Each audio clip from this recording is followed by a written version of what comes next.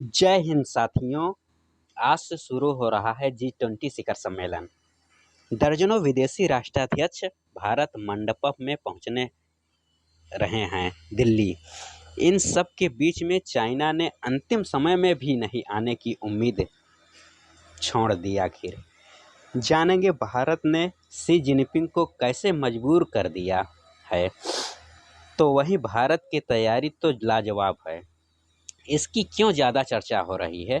जानेंगे जियो पॉलिटिक्स में क्या क्या हो रहा है, क्या क्या नहीं, जानेंगे विस्तार से साथियों।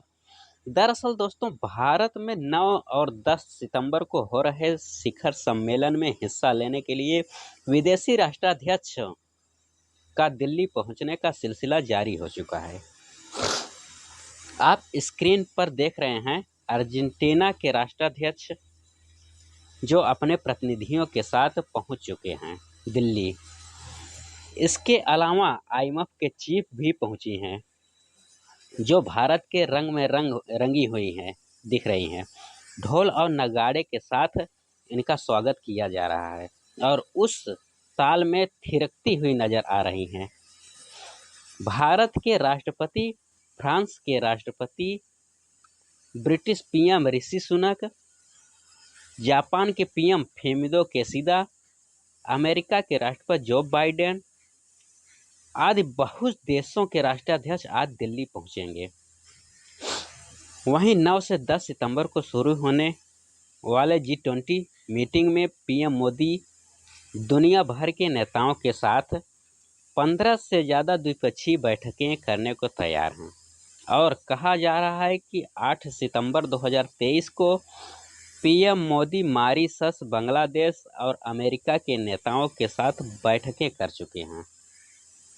कार्यक्रम के मुताबिक 9 दिसंबर को PM मोदी UK, जापान और जर्मनी, इटली के नेताओं के साथ द्विपक्षीय बैठक करेंगे। इसके अलावा 10 को फ्रांस के राष्ट्रपति इमैनुअल मैक्रोन के साथ लंच मीटिंग करेंगे।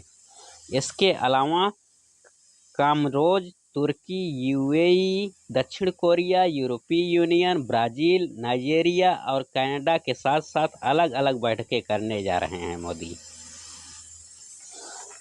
आपको बता दें कि G20 शिखर सम्मेलन से पहले मोदी और बाइडेन के बीच बाइलेटरल मीटिंग होगी, जिसको लेकर कहा गया है कि जो अमेरिका के NSA हैं, उन्होंने बताया कि जो बातचीत होगी जनरल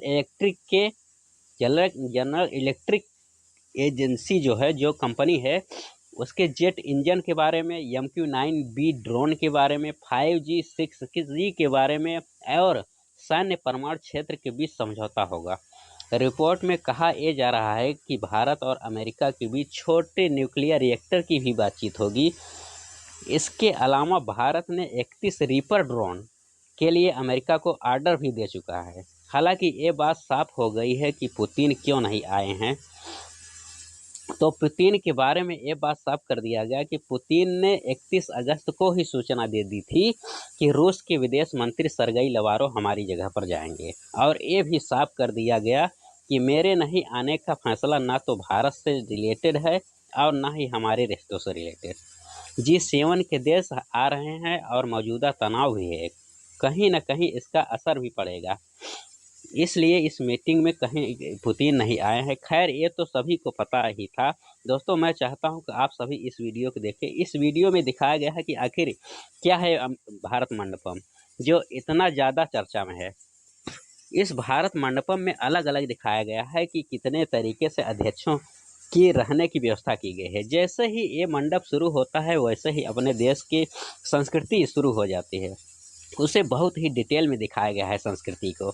ये मंडप बताया गया है कि भारत का इतिहास और संस्कृति कैसा रहा है, हर चीज़ की व्यवस्था की गई है। और जिस तरीके से यहाँ पर प्रदर्शनी को लगाया गया है कि देखकर ऐसा लग रहा है कि काफ़ी बेहतरीन तरीके से तैयार किया गया है। जहाँ अलग अलग देशों की अलग अलग व्यवस्था की गई है, वहीं सारे देशों के झंडे अलग अलग भाषाओं में कोशिश की गई है लिखने की, इन सभी देशों का स्वागत किया जा सके।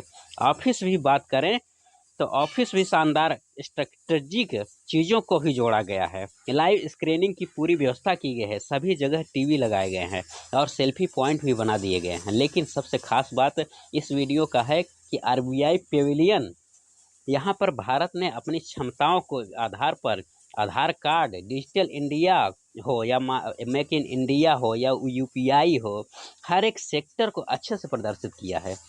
इसके संजीवनी सेक्टर भी हैं, जहाँ पर अगर किसी डिप्लोमेट की तबीयत खराब होती है तो ये यहाँ से मदद ले सकते हैं।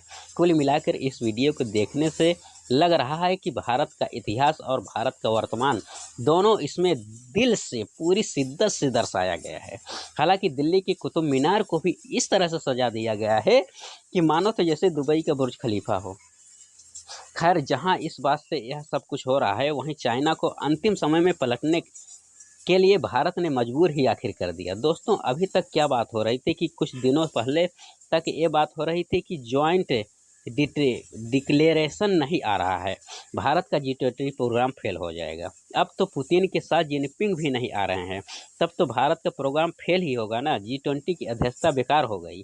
लेकिन भारत ने कुछ ही दिनों पहले ऐसा दांव खेला जिस दांव ने सभी चीज़ों को चित्त कर दिया है। जिनपिंग ने नहीं आने से आलोचना ज़्यादा होने लगी चीन की।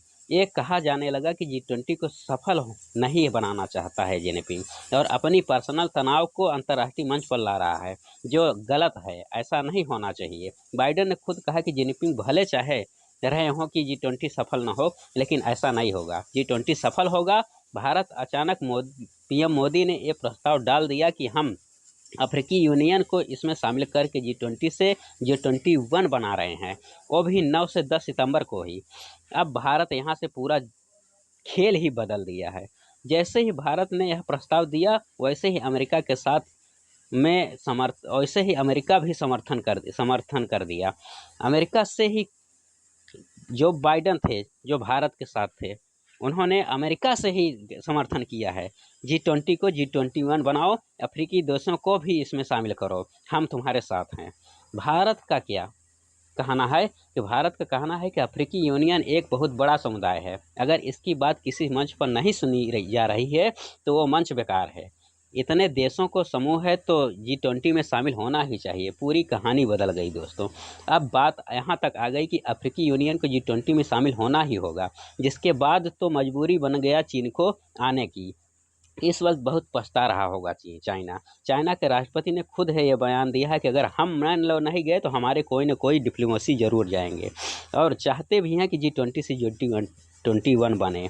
अगर ऐसा ही था तो बाली के समिट में ही चाइना को इस तरीके से फैसला ले लेना चाहिए था कि अफ्रीकी यूनियन को भी शामिल कर ले। खैर, आप इसके बारे में क्या सोचते हैं दोस्तों? अपनी राय कमेंट बॉक्स में ज़रूर लिखें। साथ ही साथ अपने आने वाली वीडियो को डेली देखने के लिए शेयर, सब्सक्राइब और लाइक करें। साथ ही साथ नोटिफिकेशन को भी अवश्य दबा दें। धन्यवाद। जय हिंद।